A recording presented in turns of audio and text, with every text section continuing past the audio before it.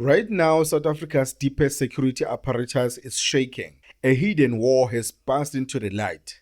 It is a battle between the country's top anti-corruption investigators and crime intelligence. At the absolute center of this storm sits a civilian woman named Dineo Mokwele. Besides her is a massive multi-million rand police tender. And lighting the match online is an explosive viral post by whistleblower Patricia Mashale. The narrative circulating on her Facebook is simple. It is terrifying. It sounds like a textbook case of state capture. The claim is a highly specialized tech genius, a man trained abroad who can build covert spy equipment, was deliberately sabotaged. His interview scores were allegedly rigged. All of this just to parachute an unqualified civilian into a top security spy unit. And to make it worse, she allegedly didn't have a basic security clearance. It sounds like an open and shut case of corruption, right? Well, hold on to your seats, because at the Madlanga Commission of Inquiry, the script just flipped. On live television, the state's star investigator took the stand and, under brutal questioning, the entire criminal case disintegrated. Was this a genuine anti-corruption bust, or is the state weaponizing law enforcement to settle political scores? Today on the Hot Seat SA, we break down the viral claims of Patricia Mashale versus the shocking courtroom reality. Let's look at the facts. Let's start with the first big claim in the viral post. The post states that two brilliant internal police experts, Vuuren and Gabela, were intentionally sidelined. Vuuren is a highly specialized expert. He builds covert surveillance and listening devices for spy operations. The claim says the scores were deliberately manipulated down to 40%. Meanwhile, Dineo Mokwele, a civilian with zero experience in spy equipment, somehow scored 69%. The internet is calling it pure sabotage. Now let's look at the courtroom facts. The Madlanga Commission did not ignore this. The commissioners openly agreed that hiring a civilian over a highly trained internal corps looks incredibly strange. It raises immediate red flags. But during cross-examination, the plot thickened. The commission reviewed the actual administrative files, and it turns out that the internal candidates failed to meet specific administrative criteria required for the post. More importantly, for a criminal trial, the state's official docket contains zero definitive proof of score manipulation. It was an irregular appointment process, yes, I agree, but a criminal conspiracy to rig scores. The evidence is just not there. Let's move to claim number 2. The viral post alleges that Dineo Mokwele committed straight-up CV fraud. It claims she lied about having 5 years of managerial experience. It says she was actually in a junior position at BMW with no one working under her. Worst part, the post claims she misrepresented her qualifications by stating she completed an MBA, but she could not provide her academic record. In South Africa, lying on your CV is a criminal offense.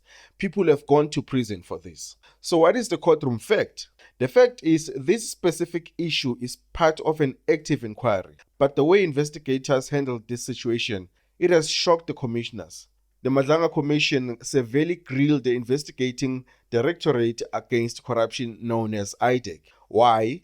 Because IDAC rushed to arrest and charge Mokwele based on what the commissioners called sparse facts. Get this. The commission revealed a stunning internal secret. IDAC's own legal team had previously reviewed the case file. They issued an official opinion stating the docket lacked sufficient evidence to prove CV fraud. Yet the investigators ignored their own lawyers and pushed for an arrest anyway. Now we hit the absolute climax of this scandal, the mathematical timeline. The whistleblower post points out that Mokwele was appointed on October 21st, 2024.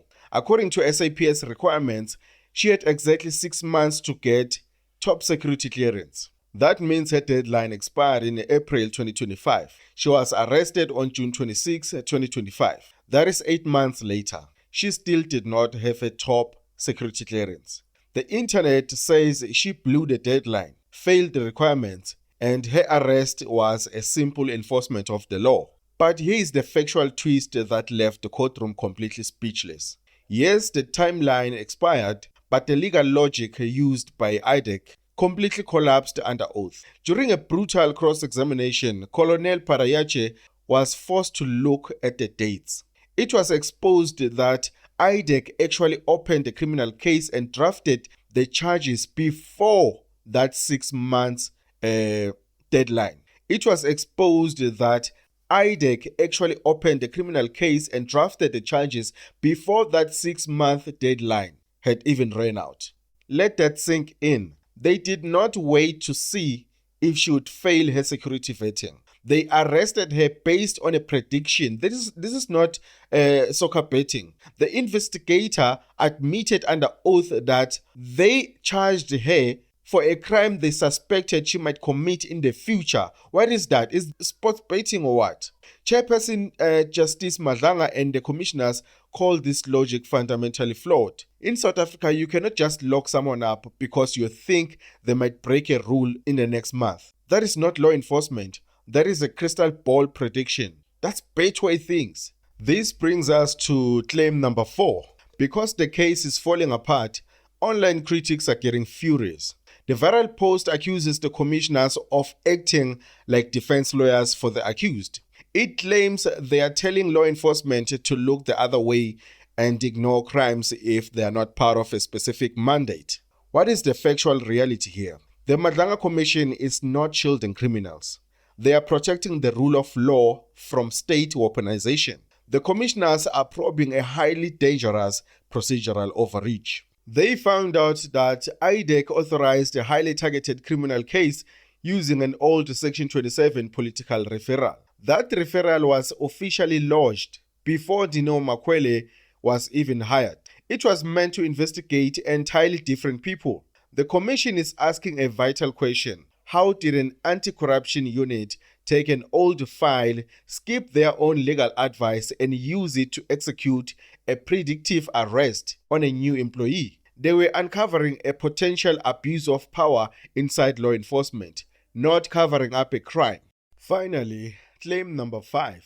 The post concludes by saying that a commission of inquiry cannot stop a criminal court trial. It says the court will proceed independently regardless of what social media or other commissioners say. Legally speaking, this is 100% correct. A commission is inquisitorial. A court is adversarial. The court makes the final judgment. But practically, the ground has completely shifted because these embarrassing investigative blunders were exposed on live television. The criminal case is in deep trouble. Mokwele's defense is already using this exact courtroom admissions to petition the National Prosecuting Authority. They are demanding that NPA drop all charges immediately before it even goes to a full trial. Whistleblowers are the lifeblood of accountability in South Africa. We need them. But when law enforcement shortcuts the constitution to manufacture arrest based on future predictions, the entire justice system fails us all. What do you think? Was Dineo Mokwele a corrupt appointment, or was she a victim of a deep state intelligence hit? Drop your thoughts in the comment section below. I'm responding to the first 100 comments myself. Hit the subscribe button, smash the like button for the algorithm, and share this video. This is the Hot Seat SA. We keep it hot, we keep it factual. See you in the next one. Welcome to the fire where the stakes ignite, where the questions burn hotter than the night. No escape once you're locked in the heat. This is your trial on the hot seat.